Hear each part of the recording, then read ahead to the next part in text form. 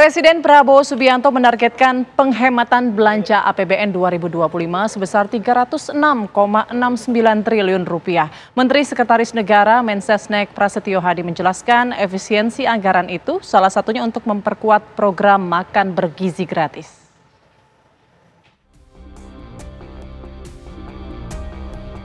Presiden Prabowo Subianto menginstruksikan kepada jajaran Kabinet Merah Putih untuk menghemat anggaran pendapatan dan belanja negara APBN 2025 sebesar 306,69 triliun rupiah.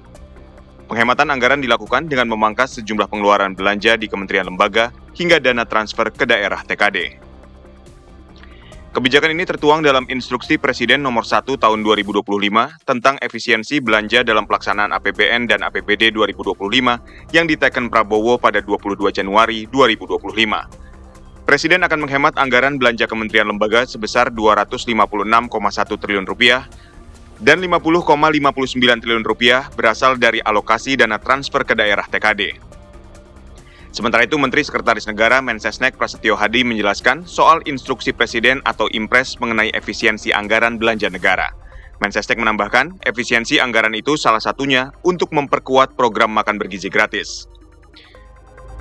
Maknanya kan sama. Yang paling penting adalah sebagaimana Bapak Presiden tekankan, kita perlu mengencangkan ikat pinggang, kita perlu penghematan, kita perlu lebih selektif untuk memilih kegiatan-kegiatan yang lebih produktif dan lebih berdampak langsung. Nah, jadi ya memang pada akhirnya nanti akan terjadi penyesuaian di setiap kementerian dan lembaga. Tapi alhamdulillah, pikir sudah berjalan, tapi Bapak Presiden merasa juga ingin sesegera mungkin untuk itu bisa menerima manfaatnya lebih banyak, ya, lebih merata lagi. Nah, tentunya di situ ada konsekuensi, mungkin kita memerlukan penambahan biaya.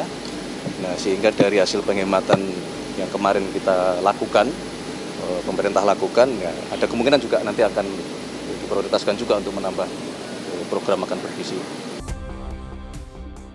Ketua DPR RI Puan Maharani juga menyatakan dukungannya terhadap instruksi Presiden untuk menghemat anggaran belanja negara. Puan menekankan efisiensi anggaran dapat digunakan untuk kesejahteraan rakyat. Efisiensi itu akan menjadi sangat baik dan efektif dan harus dilakukan bersama-sama. Jadi memang itu satu hal yang tentu saja DPR dukung, bahwa kemudian pemerintah, Presiden berharap bahwa di tahun 2025 ini APBN itu dipergunakan dengan sebaik-baiknya, seefisien-efisiennya untuk kesejahteraan rakyat. Jadi DPR dukung apa yang menjadi kebijakan dari pemerintah dan Presiden khususnya. Lantas apa alasan Presiden melakukan efisiensi anggaran hingga 306,69 triliun? Benarkah penghematan dilakukan untuk menambah anggaran program makan bergizi gratis? Bagaimana dampak efisiensi anggaran APBN terhadap kinerja kementerian lembaga dan pemerintah daerah? Tim TV One mengabarkan. Pemirsa, Presiden Prabowo Subianto menargetkan penghematan belanja APBN 2025 sebesar 306,69 triliun rupiah dengan memangkas sejumlah pengeluaran belanja di kementerian lembaga hingga dana transfer buat Pemda. Hal ini tertuang dalam Instruksi Presiden Nomor 1 Tahun 2025 tentang efisiensi belanja dalam pelaksanaan APBN dan APBD 2025 yang diteken Prabowo pada 22 Januari 2025. Presiden akan memangkas anggaran belanja kementerian dan lembaga sebesar 256,1 triliun rupiah, sementara Prabowo akan memangkas alokasi dana transfer ke daerah TKD sebesar 50,59 triliun. Ya, lantas bagaimana ya dampak efisiensi anggaran APBN terhadap kinerja kementerian dan lembaga dan pemerintah daerah? Sudah bergabung di studio bersama kami Wisnu Juwono, pengamat kebijakan publik Universitas Indonesia, dan juga tersambung lewat Zoom Mas Dede Prayudi, juru bicara PCO RI lewat sambungan Zoom. Selamat sore Bapak-bapak, selamat sore Mas Wisnu. Selamat sore. Baik, saya mau ke Mas Dede terlebih dahulu. Mas Dede, dalam Instruksi Presiden Nomor 1 Tahun 2025 ini, apakah sudah dirincikan kira-kira sektor mana atau yang akan diefisiensikan itu di bagian mana begitu? Ya, jadi ada beberapa poin ya, dan ini sebenarnya berlaku untuk KL maupun transfer ke daerah atau TKD ya. Yang pertama itu adalah kegiatan-kegiatan yang bersifat kajian seremonial ya, FGD dan lain-lain. Ini mohon untuk dipangkas gitu.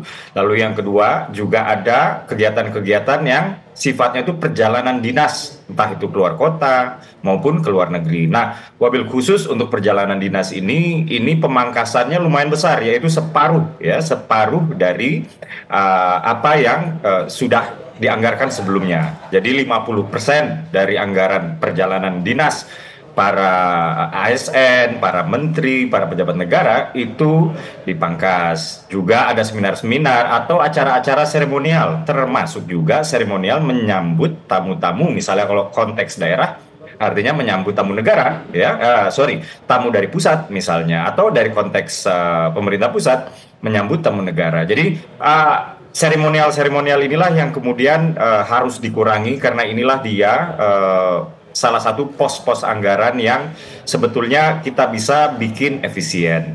Tapi semangatnya begini.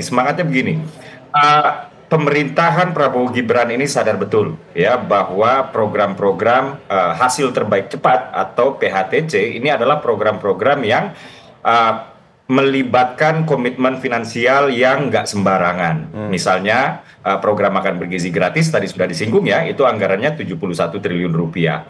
Lalu ada periksa kesehatan gratis itu 4,7. Belum lagi periksa TBC sendirian ya, itu ada di 8 triliun rupiah. Belum lagi renovasi sekolah yang dimana komitmen finansial pemerintah saat ini yaitu sebesar 17 triliun rupiah. Ini adalah komitmen finansial terbesar untuk renovasi sekolah. Nah, menyadari bahwa kita telah menaruh komitmen finansial sebesar itu untuk rakyat, untuk pembangunan negara, untuk kemajuan bangsa, maka kemudian kita juga harus bisa mengencangkan ikat pinggang. Karena opsi yang tersedia itu misalnya adalah menaikkan pajak misalnya ya. Nah, Presiden Prabowo sudah bertekad untuk tidak membebani rakyat ya dengan pajak yang lebih tinggikan lagi. Maka kemarin akhir tahun kita sama-sama dengar ya bahwa kenaikan PPN 1% dari 11 sampai 12% yang sudah menjadi kewajiban di maktub di dalam undang-undang itu hanya dikenakan kepada barang-barang yang sudah masuk ke dalam kategori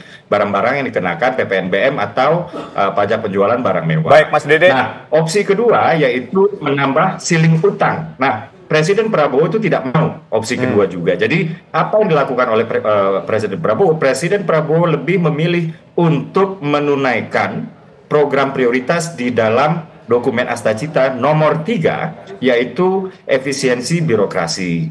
Nah, dari sana ya harapannya kita menerima atau menghemat ya, bukan menerima, menghemat sebesar 300 triliun rupiah dari APBN 250, dari TKD itu 50 triliun rupiah. Demikian. Ya, Mas Dede, ini saya ingin konfirmasikan dari 306 yang ingin dihemat, ini 100 triliun informasinya akan dialokasikan ke makan bergizi gratis. Benar seperti itu?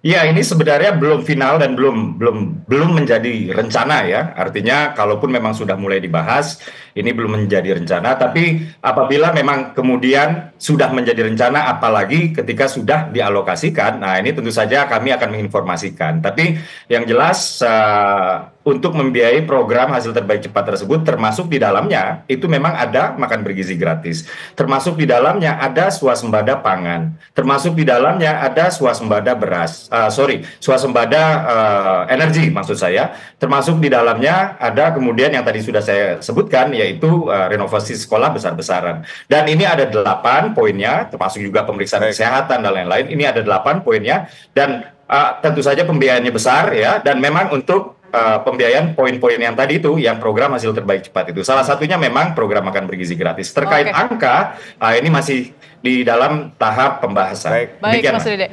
Saya ke Mas Wisnu. Mas Wisnu, kalau dengan instruksi ini, apakah nanti kemudian kementerian lembaga ini masih bisa bekerja efektif dengan efisiensi-efisiensi yang tadi sudah disampaikan? Ya, tentu saja ini perlu diapresiasi ya komitmen Pak Prabowo untuk melakukan penghematan terhadap APBN kita, gitu ya. Karena kan intinya sepertinya prioritas beliau sekarang fokus pada program utamanya beliau yaitu makanan gizi bergratis. Tapi kan ada implikasinya juga ya seperti yang kita ketahui bahwa jumlah kementerian dan lembaga negara ini kan bertambah ya, dari 34 di zamannya Presiden Pak Jokowi, misalnya menteri ya, 34 jadi 48, belum lembaga-lembaga negara lain. Nah berarti ada kementerian yang anggarannya di bawah 1 triliun. Nah ini tentu saja implikasinya sangat besar terhadap anggaran kementerian yang anggarannya kecil. Karena kan berarti kalau operasional kan nggak mungkin dipangkas. Yang dipangkas ya biasanya dana pengembangan gitu ya. Oke, operasional aspek perjadinya dipangkas juga. Tapi kan implikasinya kalau ada yang dipotong bagian dana alokasi untuk pengembangan, untuk program, nah berarti program-program kementerian itu akhirnya skalanya menjadi lebih kecil lagi. Kalau lebih kecil lagi, impact-nya atau outcome-nya itu akan menjadi dampaknya tidak terasa secara besar ke masyarakat. Baik. Saya rasa itu yang menjadi concern ya dari pemangkasan ini. Tapi ya saya rasa ini menunjukkan bahwa Pak Prabowo emang komitmen untuk total terhadap program makan bergizi gratis ini gitu, dengan mengorbankan program-program yang lain gitu. Bisa jadi misalnya kalau kita bandingkan alokasi infrastruktur dari zamannya Pak Jokowi dibanding Pak Prabowo jauh lebih kecil di zamannya Pak Prabowo, dan implikasinya apa ya, program-program besar infrastruktur seperti jalan tol, seperti bendungan, irigasi itu bisa jadi tidak akan sebanyak zamannya Pak Presiden Jokowi. Baik, tapi ini apakah ini merupakan langkah yang tepat? Ketika tadi demi makan bergizi gratis, terus akhirnya ada proyek infrastruktur atau mungkin ada proyek strategis nasional yang karena anggarannya dikurangi atau diefisiensi, akhirnya tidak kalau memang tujuan utamanya adalah makanan bergizi gratis, ya ini langkah bukan tepat ya, emang yang harus dilakukan. Karena bagaimanapun kan kebijakan publik itu adalah memilih opsi-opsi dari sumber daya yang terbatas. Nah tentu saja dengan anggaran yang terbatas, kondisi ekonomi global masih tidak pasti, ya sudah pasti ada anggaran yang harus dipangkas. Baik. Gitu. Oke, baik, saya mau kembali ke Mas Dedek. Mas Dedek, untuk soal efisiensi APBN ini kan perlu langkah strategik ya, perlu kriteria yang jelas dan juga transparan. Jangan sampai mengorbankan program ataupun juga prioritas-prioritas lainnya begitu ya, program infrastruktur yang vital begitu untuk masyarakat. Nah, bagaimana kemudian pemerintah menjamin bahwa efisiensi ini tidak berdampak juga terhadap proyek-proyek lainnya begitu yang juga penting untuk masyarakat? Betul sekali. Jadi begini, Presiden ke-7 RI, Presiden Jokowi itu sudah investasi besar-besaran ya di infrastruktur. Nah, infrastruktur ini kan dapat dikatakan sebagai sarana dan prasarana pendukung untuk kemudian kita membangun sumber daya manusia kita. Nah, tibalah kita sekarang di bawah masa kepemimpinan Presiden Prabowo, Presiden ke-8 RI. Dan Presiden Prabowo dalam hal ini menekankan ada 3 hal. Yang pertama adalah effective government. Jadi pemerintahan ini harus efisien dan clean, bersih ya. Lalu yang kedua adalah keberpihakan kepada rakyat. Nah, keberpihakan kepada rakyat ini sudah ditunjukkan contohnya kemarin ketika Presiden memutuskan bahwa yang naik PPN-nya itu hanya barang-barang super mewah. Lalu yang ketiga ini adalah untuk memajukan kemandirian bangsa, supaya bangsa ini kemudian tidak bergantung kepada negara lain, kepada bangsa lain, termasuk di dalamnya adalah soal pangan dan juga soal energi. Nah, di luar itu semua, ketika kita melihat kebijakan ekonominya, kita sekarang sedang fokus membangun sumber daya manusia. Sekali lagi, kita sedang fokus membangun sumber daya manusia. Jadi melanjutkan apa yang sudah dilakukan oleh presiden sebelumnya, sekarang Presiden Prabowo akan membangun sumber daya manusia. Tapi PSN itu sampai dengan detik ini belum ada yang anggarannya itu diambil atau dipotong. Begitu. Kemarin Presiden baru saja memimpin ya rapat kabinet, itu di sana diputuskan bahwa misalnya untuk IKN itu sudah dianggarkan untuk 5 tahun yaitu sebesar 78 triliun rupiah. Artinya komitmen Presiden Prabowo untuk melanjutkan dan menunaikan proyek infrastruktur seperti IKN yang sangat vital ini itu tidak berkurang sama sekali. Kurang lebih demikian. Baik, untuk mekanisme efisiensi di setiap kementeriannya seperti apa? Nanti dijawabnya usai jeda, tetaplah di Kabar Petang.